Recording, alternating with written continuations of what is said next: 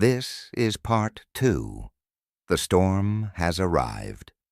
Because everything we discussed in part 1, the patience, the consistency, it all sounds easy until the world starts screaming at you to stop.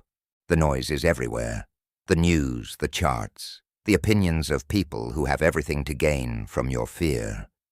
It's a psychological siege. Volatility is the price of admission. It is the cost of the future you want to build. But most people mistake it for a fine. When you get a speeding ticket, it's a fine. You did something wrong. You feel guilty. You want to avoid it at all costs next time. It's a punishment. But when you pay for a movie ticket or a ticket to a great performance, it's a fee. It's the price you pay for the experience. You pay it willingly because you know the value.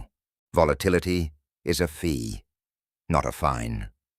It's the cost of the compounding we worship.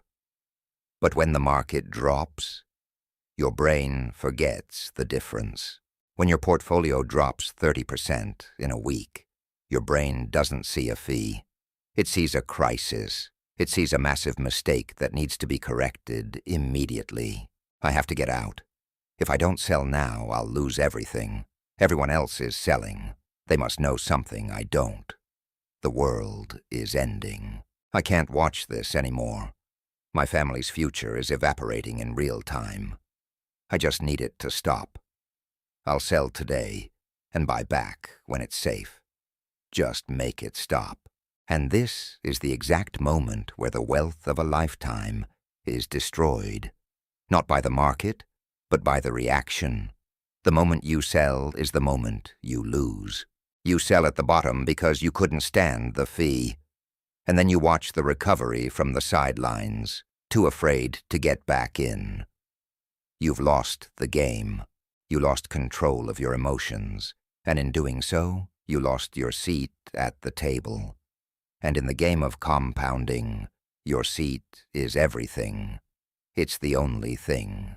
If you can't pay the psychological fee of volatility, you can't earn the reward of time. There is no shortcut. Let's talk about tail events. The outliers, the extreme moments that shouldn't happen, but do. The 1% of moments that determine 99% of the results. Your entire financial life, everything you've worked for, will come down to how you behave during a handful of terrifying days over the next 40 years. That's it. The best investors aren't the ones who make the best decisions when things are good. They are the ones who make the fewest bad decisions when things are terrifying. Success isn't about being right all the time. It's about not being catastrophically wrong once. It's about survival. Survival is the greatest compounding strategy. Getting wealthy is a different skill than staying wealthy.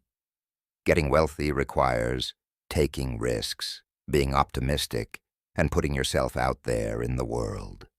It's loud, but staying wealthy, that requires the exact opposite. It requires humility. It requires a little bit of fear. It requires the understanding that what you have can be lost. It's the paranoia that keeps you from making that one big mistake we talked about in part 1. It's the fear that your luck might run out before your time does. I can't lose. I've figured it out. I'm gonna double down. I'm smarter than the math now. I'm the exception to the rule. I am the rule. True wealth is the freedom to not do things you don't want to do. It's the ability to wake up and say, I can do whatever I want today. That is the ultimate compounding, and that freedom, it requires the ultimate discipline. It requires you to be rich in silence before you can be wealthy in public.